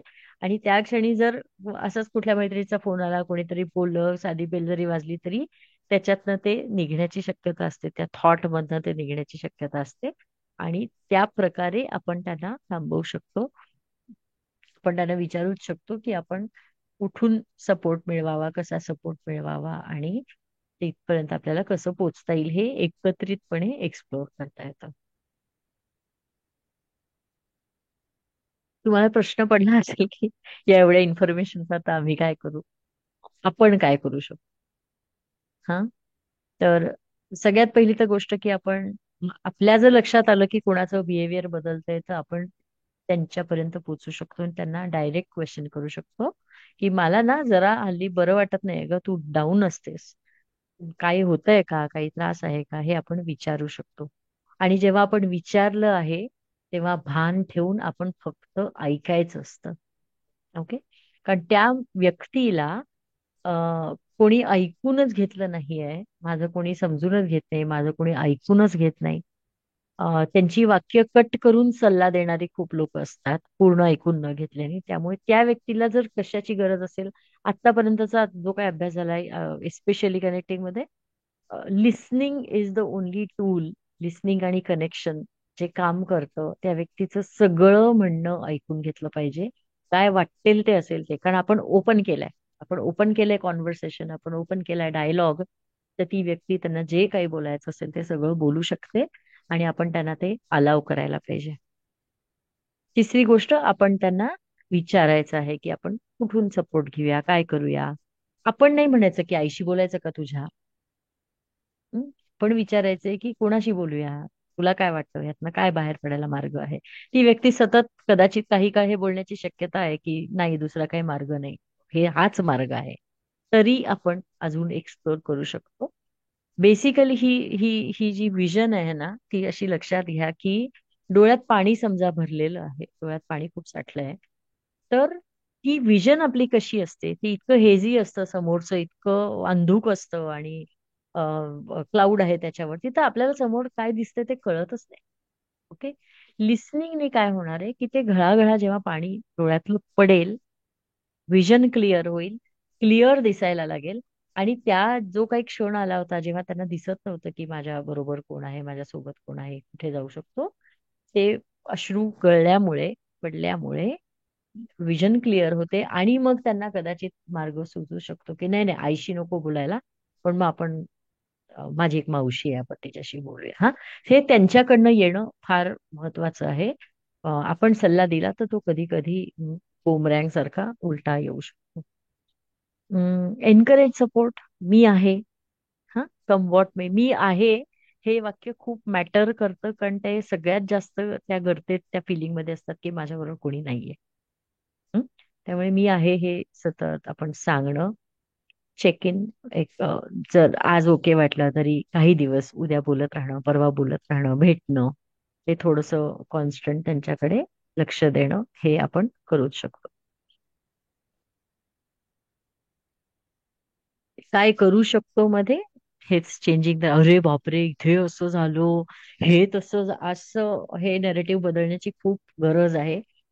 त्याला गॉसिपचा जो रंग दिला जातो तो बदलणं गरजेचं आहे. कोणीही गॉसिप इंटेन्शनली करत नाही, कोणी त्यात मजा घेत नाही, पण त्याला फ्लेवर गॉसिपचा आहे. की हे असं झालं, ते तसं झालं, तो जो गॉसिपचा फ्लेवर आहे तो आपण काढून टाकला पाहिजे. आपण विश्वास ठेवला पाहिजे की जर लवकर आयडेंटिफाय झालं, जर लवकर आपल्याला काही मॅनेजमेंट करता आली, जर लवकर आपल्याला मदत करता आली, घेता आली, जर लवकर आपल्या बिहेवियर लक्षात आले, तर आपण काय करू शकतो. म्हणजे आत्महत्येच्या गोष्टी चवी चवीनी न सांगता अतिशय सेन्सिटिव्हली, सिरियसली आणि मदत करण्याच्या दृष्टीने आपल्याला जेव्हा सांगता येतील, तेव्हा त्याला ते चेंजिंग द नरेटिव्ह असं म्हणतात. हा थोडासा डेटा आहे, I don't want to scare people with data, पण हा एक साधारण डेटा आहे ज्याच्यामध्ये असं म्हटलं जातं की जगात वर्षाला जवळजवळ 7 लाख मृत्यू आहे ते आत्महत्येतून होतात. भारतामध्ये यंग अडल्टचं प्रमाण जास्त आहे, 18 ते 45 वयोगटामध्ये जास्त आत्महत्या होतात. साधारणतः 2 लाख ही संख्या भारताचीच आहे. महाराष्ट्र, तमिळनाडू, कर्नाटक, वेस्ट बेंगॉल इथे, म्हणजे जी ऍक्च्युअल संख्या आहे भारताची त्याच्या जवळजवळ 50% ह्या 4 स्टेट्स मधनच येते. सुसाइड्स इन इंडिया जवळजवळ 18,000 आहेत 2022चे. पुण्यामध्ये गेल्या 4 वर्षामध्ये ऑलमोस्ट 4,000 सुसाइड्स झाले आहेत. जेंडर बायफर्केशन त्याच्यामध्ये असं दिसतं की पुरुषांचं प्रमाण बायकांपेक्षा जास्त आहे आणि एज बिफोर 50 हे जास्त आहे. अर्थात डेटा हा कधीच आपण अप टू डेट म्हणू शकत नाही, कारण हा डेटा कलेक्शन हे कंटिन्युअस असतं. बरेच यातले आकडे कदाचित खूप जुने असण्याची शक्यता आहे, पण तरी हा लेटेस्ट काढलेला डेटा आहे मागच्या वर्षीपर्यंत तरी. हे मी मगाशी म्हटलं तसं कनेक्टिंग ट्रस्टच्या हेल्पलाईन्स आहेत, ईमेल आयडी आहे. ज्यांनी आत्महत्या विटनेस केली आहे, ज्याला आपण सर्वायव्हर म्हणतो, घरामध्ये, मित्रपरिवारामध्ये ज्यांनी आत्महत्या पाहिली आहे, त्यांना ही जी वेगळी हेल्पलाईन आहे 8484033312, ह्याच्यावरती ना प्रत्यक्ष भेटून पण बोलता येतं. कॅम्पमध्ये कनेक्टिंगचं ऑफिस आहे, त्याच्यावर अपॉइंटमेंट घेऊन तिथे जाऊन भेटून पण प्रत्यक्ष पण बोलता येतं, म्हणजे फोनवर जर कम्फर्टेबल वाटत नसेल तर. ज्यांना बोलणं सोपं, बोलण्यापेक्षा लिहिणं सोपं जातं, ते डिस्ट्रेस मेल्स कनेक्टिंग वरती ईमेल करू शकतात. फक्त ही सर्व्हिस इंग्लिशमध्येच आहेत, कारण सपोर्ट करणारे व्हॉलंटियर्स इंग्लिश, त्यांना इंग्लिशच येतं. फोनवरती आपण हिंदी, मराठी, इंग्लिश तिन्ही भाषांमध्ये सपोर्ट असतो.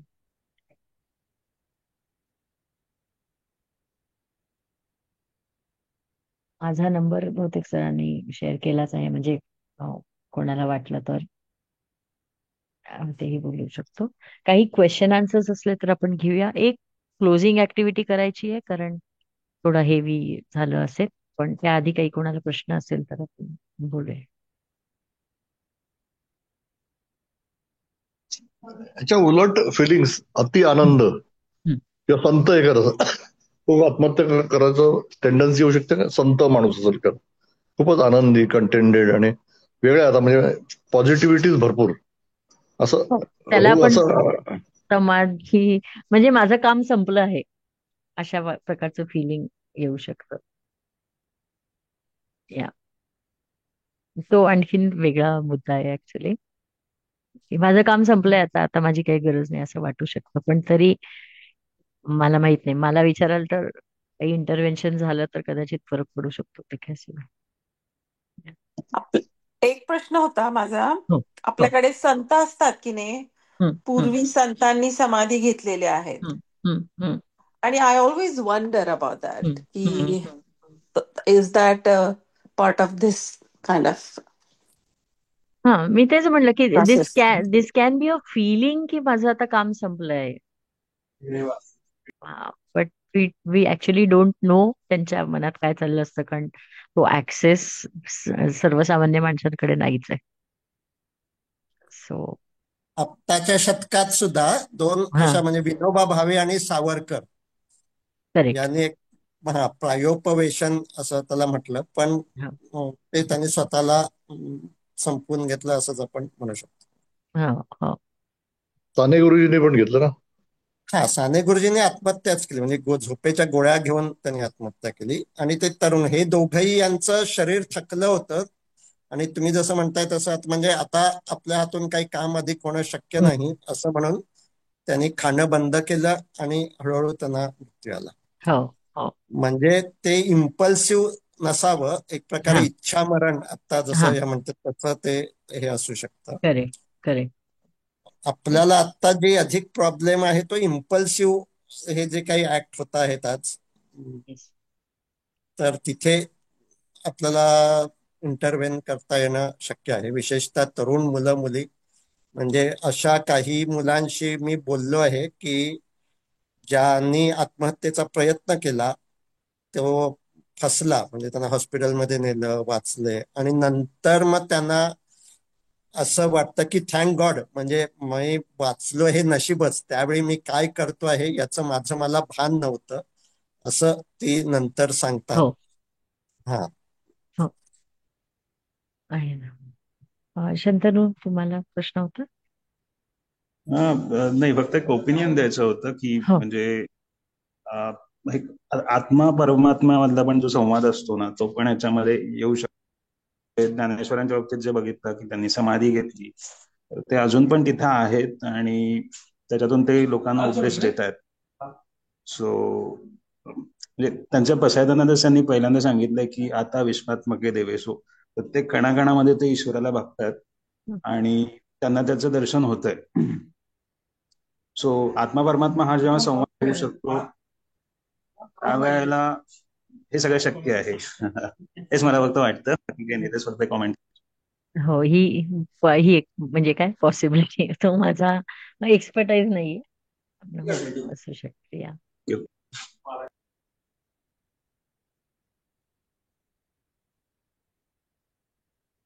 तर आज इतक्या लोकांनी यामध्ये सहभागी झाले, म्हणजे बऱ्याचदा या गोष्टीकडे हे आपल्या आजूबाजूला होणार नाही असं लोकांच्या मनात एक मिथ असतं, म्हणजे चुकीची समजूत असते. तर ती आधी आपण घालवणं आवश्यक आहे. हे अगदी आपल्या आजूबाजूला, कुटुंबात, शेजारच्या घरात कुठेही होऊ शकतं. असू शकते. हो. आणि हा अवेअरनेस म्हणूनच महत्वाचा आहे की मला ऍटलिस्ट त्याच्याबद्दल माहिती तर पाहिजे की हाऊ टू रिस्पॉन्ड. हा अवेअरनेस खूप महत्वाचा आहे. मला डेफिनेटली कळायला पाहिजे की मी असा आलाच प्रसंग, तर हाऊ डू आय रिस्पॉन्ड. नाही तर आपण फ्रीज होतो, आपल्याला कळतच नाही की आपण भेटायला कसं जायचं, आपण काय करायचंय, आपण नेमकं काय. आणि जोपर्यंत सर म्हणतात तसं जोपर्यंत घरापर्यंत येत नाही आपल्या, तोपर्यंत असं हे बिहेवियर आपल्याला अवेअरनेस पासून खूप लांब ठेवेल आणि आपल्याला कळणारच नाही की काय ऍक्च्युली चाललंय ते.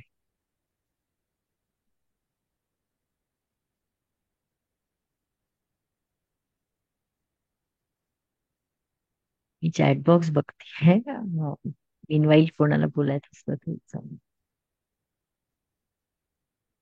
Mail suicide percentage higher because of importance to women, I doubt. May I won't get into that. Yes, actually madam, मी जर कधी कमेंट केली की रिसेंटली बेंगलोरमध्ये एका माणसाने, इंजिनियरनी, तुम्ही बघितलं असेल वरती ती पोस्ट खूप काही झाली व्हायरल, की त्या वाईफ अगेन्स्ट आणि तिच्या फॅमिलीच्या अगेन्स्ट सगळे कंप्लेंट्स केले, व्हिडिओ आणि व्हिडिओ करून त्यांना हो, सो तर ही एक केस आहे ना, म्हणजे अशा cases, each case is different, each call is different असं. हो. So so I also felt that, म्हणजे असं माझ्या बाबतीत पण घडलंय आणि बाकीच्यांच्या बाबतीत पण मी घडताना की ज्या अधिकार आपल्याला हक्क मिळतात त्याचा गैरवापर केला तर दुसऱ्यांवरती त्याचे दुष्परिणाम होऊ शकतात. म्हणजे जसं वस्त्रहरण झालेलं होतं तसंच आता काही लोकांचं पण वस्त्रहरण होतं, म्हणजे बायका पण काही पुरुषांचं वस्त्रहरण करू शकतात. सो येत आहेत ना अशा केसेस, येत आहेत. हो. सो हा टोटल अवेअरनेसचाच भाग आहे की I need to know the support systems, I need to know the systems that work and reach out. अन्याय कोणीच सहन करायचा नाहीये आणि मग त्याच्यासाठी काय करायचं ते we need to know the ways. Madam, बोलू का? हो, बोला ना सर. आता समजा ऍज अ थेरपिस्ट आपण जर असं, आपण मगाशी म्हणाले की त्यांना आपण कॉन्ट्रॅक्ट करायचं नाही, नॉन जजमेंटल लिसनिंग घ्यायचं, बरोबर. मग ह्याच्या पुढे एक्सपोजर थेरपी, म्हणजे आपण त्यांना सांगू असं एकदम आपल्याला कळलं की खूपच एक्स्ट्रीम केसमध्ये, तर आपण सांगू ठीक आहे, तुला आत्महत्या करायची ना, एक काम कर, तू 3 महिने थांबू शकतोस ना, 3 महिने थांब, म्हणजे एक्सपोजर थेरपी, तर ती वर्क होईल बऱ्यापैकी. ते आपण टाइम घेतलं ना, किंवा 3 महिन्यांनी कर, तू कर, नक्कीच कर बाबा, छान. असं आपण एक्सपोजर थेरपीमध्ये, आणि तोपर्यंत आपोआप ते चेंज होऊ शकतं. मला वाटतं अशा केसेस अवॉइड होऊ शकतात. आपण एक्सपोजर थेरपी असं सांगितलं, कर, तू कर, तुला करायची ना. कारण तो त्यावेळेस, पण एव्हरीथिंग आपण जे होतं ना अनित्य म्हणून, आपण आपल्या माइंडफुलनेस मध्ये अनित्यच म्हणतो ना आपण, शेवटी ती भावना अनित्य आहे ती त्याला कळेलच की, कारण अशा वेळेला असं पण होतं, त्यालाच वाटेल अरे आपल्या 3 महिन्यात सुधारेल तो, की त्यालाच वाटेल अरे हे आपल्या डोक्यात कसं काय आलं होतं. आणि आपण माइंडफुलनेस थेरपी त्याच्यावर चांगली वर्क होऊ शकेल, की त्याला आपण थेरपी दिली आणि सांगितलं टाइम की ठीक आहे बाबा, कारण तो ऐकण्याच्या मनस्थितीमध्ये नाहीच, एक्स्ट्रीम त्याच्या, मग त्यावेळेला आपण नको करू आणि असं तसं, त्यापेक्षा बरं ठीक आहे, तू 3 महिन्याने थांब, तुला करायची आहे ना, ठीक आहे मग थांब, असं मला माझं वैयक्तिक मत आहे. इथे ना कुठलंही सोल्युशन द्यायच्या आधी लिस्निंग मस्ट आहे. कारण the moment you open your mouth, जेव्हा आपण सल्ला द्यायला जातो, समोरचा माणूस शटडाऊन होऊन जातो. सो पूर्ण त्याचं ऐकणं ही पहिली अत्यंत महत्वाची गरज आहे. त्याच्या पुढे अनेक सोल्युशन्स मे वर्क. तुम्ही त्यांना काही पॉझिटिव्ह होप दाखवा, हे दाखवा, मागे आई वडील ते सगळं दॅट विल, ते सगळं नंतर, पण पहिलं आपण न बोलता ऐकून घेणं हे सगळ्यात महत्वाची गोष्ट आहे. इथे ना आपण, म्हणजे मी मगाशी जसं चेंजिंग, हा सर, हेल्पलाईन वर काम करताना तुम्हाला एखाद्या व्यक्तीशी किती वेळ ऐकून घ्यायला वेळ द्यावा लागतो? मॅक्झिमम म्हणजे अर्धा तास? कितीही, म्हणजे आम्ही फोन नाही ठेवू शकत, त्यामुळे ते ठेवेपर्यंत. सो 2 तास, तर 3 तुम्ही तास. किती वेळ असा दिलेला आहे? म्हणजे मी 1.5 तास दिलेला आहे. 2-3 तासाचे पण कॉल्स चालतात. मॅम, आपण प्रश्न विचारू शकतो का त्यांना? हो, विचारू म्हणजे शकतो. तुला असं का वाटतंय? हो, विचारू शकतो ना. त्यापेक्षा आपण काय वाटतंय हे केलं ना, तर म्हणजे का will again probably shut the person. कारण माझ्या दृष्टीने जे मी आता त्याच पॉइंटकडे जात होते, नरेटिव्ह बदलणं म्हणजे काय, की आत्महत्या हा मला वाटू शकतो की हार आहे किंवा पळपुटेपणा आहे, किंवा हे माझं परसेप्शन असू शकतं. त्या व्यक्तीचं माझं परसेप्शन असू हे की शकतं. हाच आहे, त्या व्यक्तीचं परसेप्शन हेच आहे की नाही, मला दुसरं काही दिसत नाहीये, हेच आहे. तर त्यावेळी आपण म्हणजे हो नाही मधल्या उत्तरांपेक्षा ओपन एंडेड क्वेश्चन विचारले आणि काय होतंय म्हणजे ती नेमकं. एक संदीप खरेंची कविता आहे, नामंजूर, मला हे सगळं नामंजूर आहे. म्हणजे त्याच्यामध्ये पण एक ते असं पॅशन दाखवतात. डायलॉग ओपन करणं खूप महत्वाचं आहे, खूप महत्वाचं आहे. आणि सगळे बोलतीलच असंही नाही, व्यक्त होतीलच असं नाही, पण all we can do is we can try. Okay, depends. म्हणजे नाहीच पेक्षा आपण ट्राय तर करू, एवढंच करू शकतो.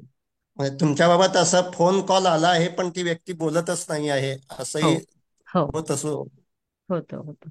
त्याला सायलेंट कॉल्स आपण म्हणतो, की ते कॉल करतात, कट करतात, हा परत कॉल करतात, परत कट करतात, कधी कधी कॉल करतात आणि नुसताच फोन चालू. सी फिलिंग ह्याच्या हा मागचं जर समजलं ना, की एकटं वाटतंय त्यांना खूप जास्त, समजा भयंकर लोनली वाटतंय. अशा वेळी फोन करून समोरच्या बाजूला कोणीतरी नुसतं जर असं म्हटलं ना, की हा मी आहे, तुम्ही हा फोन केलाय, तुम्ही काही त्रासात न जाताय का, मी ऐकते, यू टेक युअर टाइम, तर त्यांना एकटं वाटणारी भावना निघून जाते आणि त्यांना ते वाटू शकतं की हा आपल्या बरोबर कोणतरी आहे. हा सो हा एक होल्ड नीना करतो. कुलकर्णींचा एपिसोड होता मन हा शुद्ध तुझ्यामध्ये. हा हा ते हा रात्री हा. 3 वाजता कॉल करतात हम्म सायकेट्रिस्टला. हम्म हम्म हम्म. होऊ शकतं ना, अर्थात त्याला मग प्रोटोकॉल आहे की अगदीच 7-8 मिनिटं 10 मिनिटं झाली की मग ठेवावाच लागतो, कारण आपण तरी किती वेळ धरून बसणार. पण आपण अश्युअर करतो सारखं की परत लागलं तर करा, तुम्ही बोलायच्या मनस्थितीत असेल तर करा, आम्ही आहोत. हे 5-6 मेसेजेस देऊन मग तो फोन एक 10 मिनिटांनी बंद करतात. या. हॅलो. हा बोला ना. हॅलो. हा. अच्छा, हे जे सांगत असताना समोरची व्यक्ती सांगत असताना आपण त्यांना कुठले शब्द वापरायचे, त्यांना रिस्पॉन्ड करायचा, की त्यांनी सगळं मन भरून सगळं सांगितलं पाहिजे.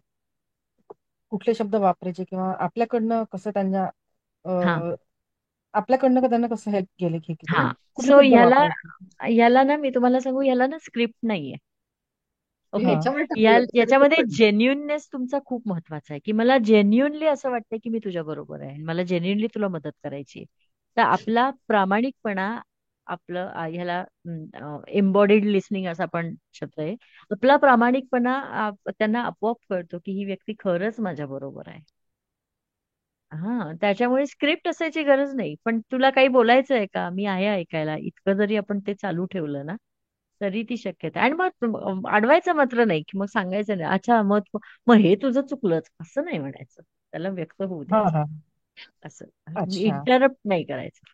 एवढंच लक्षात इंटरप्ट ठेवून नाही नुसतं करणार. ऐकलं तरी चालेल. हा.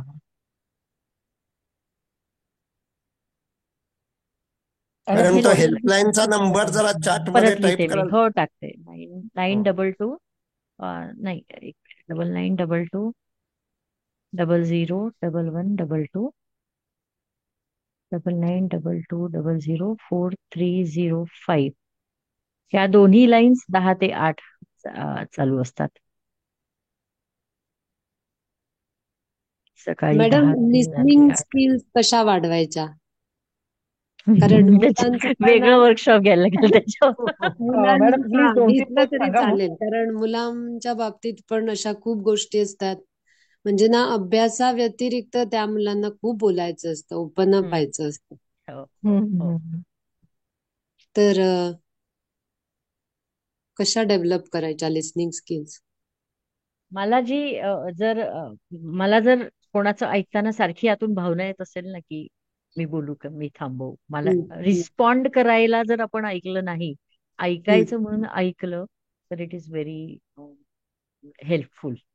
हा हा. म्हणजे व्हॉट्सअपवर आपल्याला समजा एखादा मेसेज येतो, आपला पूर्ण वाचून पण होत नाही आणि आपल्या डोक्यात विचार सुरू होतात की हा फॉरवर्ड कोणाला करू.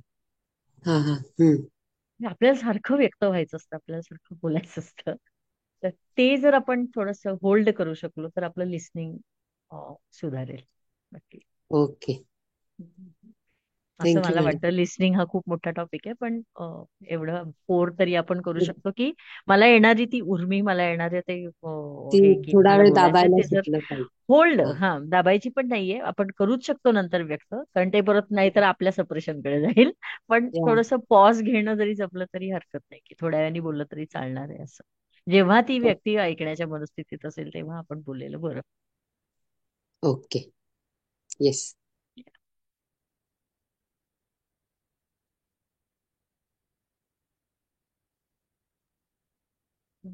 कारण कोणाचे प्रश्न असतील तर तुम्ही शेवटचं हे घेऊ शकता, काही हो एक्झरसाइज. हो हो हो. ओके, थांबू आपण. काही असलं तर प्लीज रिच आउट. कुणालाही बोलायचं असेल, भेटायचं असेल, हेल्पलाईनचे नंबर दिलेच आहेत, माझाही दिलाच आहे, काही वाटलं तर नक्की रिच आउट करा. आपण हेवी टॉपिक झालाय सगळा, तर थोडस स्वतःला सपोर्ट करायचा प्रयत्न करूया. म्हणजे आय नो प्रत्येकाचं स्वतःच कोपिंग मेकॅनिझम असणार आहे की मला कशाने बरं वाटतं. तर ते तुम्ही आज झोपायच्या आधी नक्की करा. कोणाला गाणं ऐकून वाटेल किंवा कोणाला ध्यान करून वाटेल किंवा कोणाला एखादं चित्र काढून वाटेल, कोणाला व्यक्त होऊन लिहून वाटेल, ते जरूर करा. आत्ता सेशन पुरतं आपला उजवा हात कपाळावर ठेवायचा, डावा हात मागे ठेवा. आपण एक सपोर्ट फक्त आपल्या थॉट प्रोसेसला द्यायचा प्रयत्न करूया. हलकसं प्रेस करा.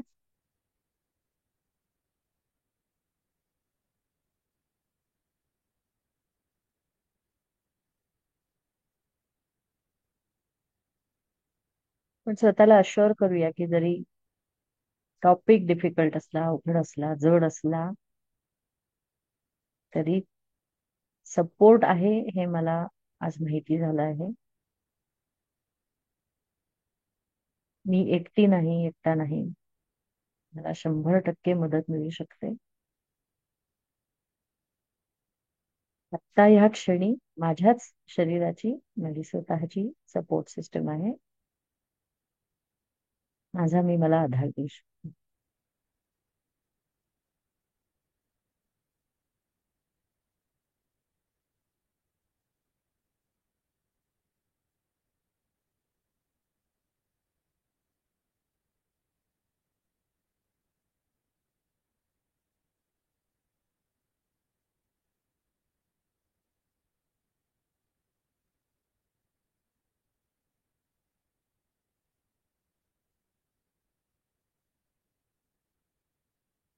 बरोबर, आपण जसं नेहमी करुणा ध्यान करतो तसं मनात म्हणूया की ज्या प्रकारची मदत मला मिळाली आहे, ज्या प्रकारची माहिती मला मिळाली, ती सगळ्यांना मिळू दे, सगळ्यांना तो आधार मिळू दे.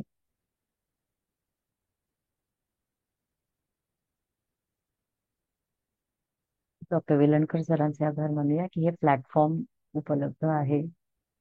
आपण बोलू शकतोय, आपण व्यक्त करू शकतो. किमान या ग्रुपसाठी तरी सपरेशन राहणार नाही. त्याबद्दल सगळ्यांचं धन्यवाद. आज सगळ्यांनी पार्टिसिपेट केलं त्या सगळ्यांचं धन्यवाद. Thank you so much. Thank you sir. Recording थांब. थँक्यू.